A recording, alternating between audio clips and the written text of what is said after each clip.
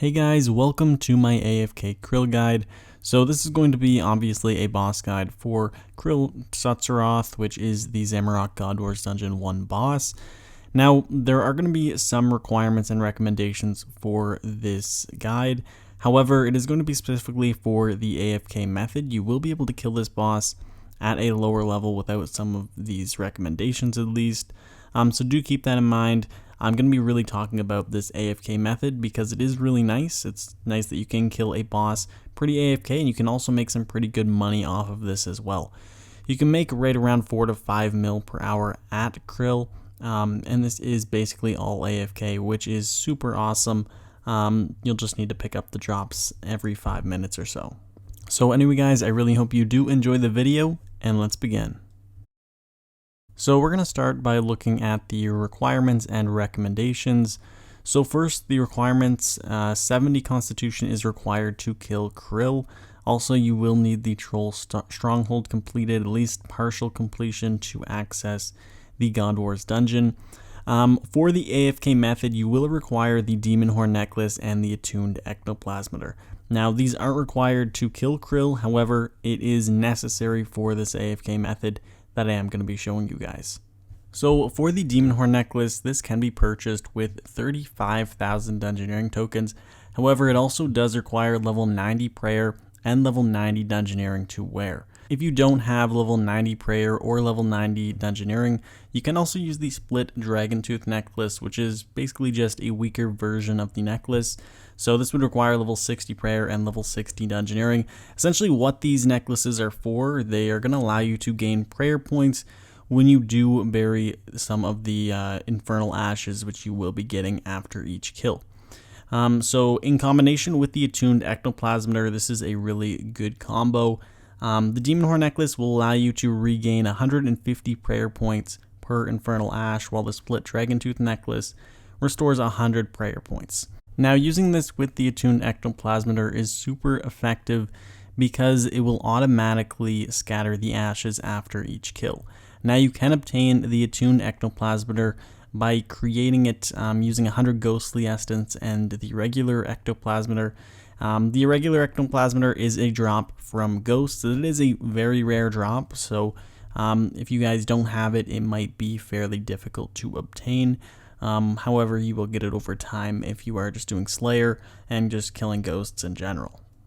Anyway, moving on to the recommended stats.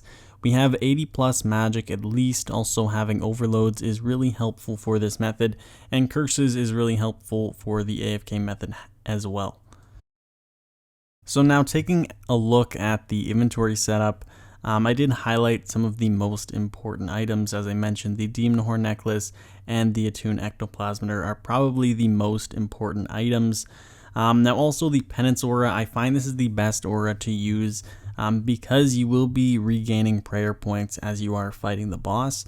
Essentially, this will give you unlimited prayer points with the attuned ectoplasmator and demon horn necklace regaining prayer points from scattering those ashes. With the addition of the penance aura, you basically have unlimited prayer, which makes this method really AFK. Alternatively, if you don't have the penance aura or you would like to use a different one, you can switch it out. Another good one is vampirism aura. It will regain some health, which is also really great. But even if you don't have the penance aura active, you will almost have unlimited prayer. You will need to bring 1 or 2 prayer pots just for emergencies. However, the demon horn necklace will almost give you max prayer if you are using soul split as well as torment. As you can see in my staff slots, I do have the Inquisitor staff. This is effective against Kril, since Kril is a melee based boss. You will get the damage buff for the Inquisitor staff. Now, if you don't have this, it isn't really an issue. You can just use your best magic weapon. Noctua staff works really well. You could also use tier 80 or 85 magic weapons also.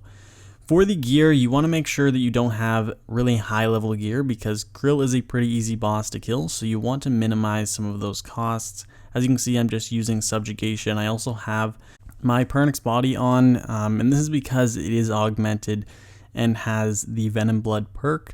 Kril will poison you, so having the Venom Blood perk is super helpful because the poison will take away your life points, and it will just make this method a little bit less AFK, you'll need to really watch your health a little bit more frequently if you don't have this. In my rune pouch, as you can see, I have my air, fire, and blood runes. I'm going to be using Blood Barrage since that also does heal you a little bit, and it is a really high magic spell. So just use the strongest magic spell you can. Blood Barrage is a really great one just because it does have that healing effect as well. As for my action bar, you can use something somewhat similar to mine. As you can see, I do have Sunshine right at the start of the bar.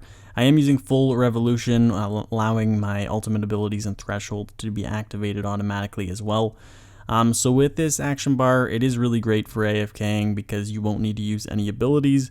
Basically, the only thing you need to do for this method is going to be picking up the drops and renewing your overloads. Aside from that, it is going to be fully AFK, which is really awesome. As I mentioned, you are going to be getting some moss kills, some marks of war, as well as a decent 4 to 5 mil per hour.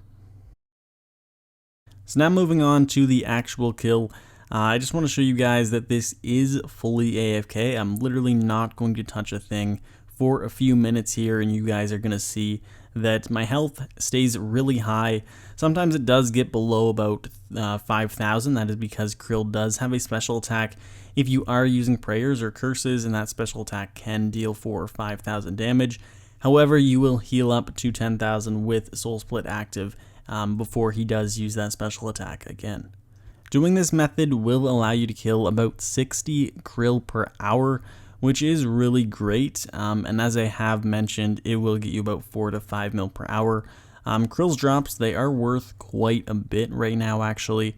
All of Kril's unique drops, aside from the Steam Battle Staff and the God Sword Shards, are all worth over 1 mil each, so you will be able to make quite a bit of money off of just those unique drops. But also Kril does drop some Wine of Zamorak. This is an uncommon drop. The generals in here also do drop this as well. And you will get 2 to 10 Wine of Zamorak per time. They're worth about 12k each at this very moment. So you're going to be making a lot of money off of those. And of course it does drop some coins, some noted herbs as well, which you will be able to make a decent bit of money off of. Now also, I do want to mention another really useful thing that you can have for this method is the Persistent Rage Relic. As you guys saw, after you do kill Kril, you are out of combat for a little bit and your adrenaline will drain a little bit. So if you do have Persistent Rage, it'll allow it make this method a little bit more AFK. You won't need to stall your adrenaline. You'll be able to just let it run, and you won't lose that adrenaline, speeding up on your kill times. And also another thing that I would like to mention is that when Kril does spawn, if you do want to make this method a little bit faster, you might want to make sure you are attacking Kril at the start of each encounter. That is because you can auto retaliate onto some of the generals, and this will essentially just make your kill times a lot longer, lowering your kills per hour. So if you guys do make sure that you are attacking Kril right at the start when he spawns, that will speed up your kill times, allowing you to get those 60 kills per hour.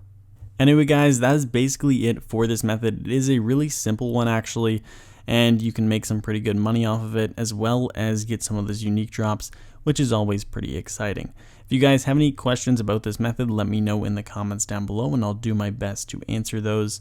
Also, if you guys are interested in a loot from 500 Kril video, I will link that video in the description down below. I did it just a few months ago and it was a ton of fun. We got a lot of loot, so I do highly recommend you guys watch that video. Anyway guys, thank you so much for watching. I really hope you did enjoy, and I'll see you all in the next one. Peace.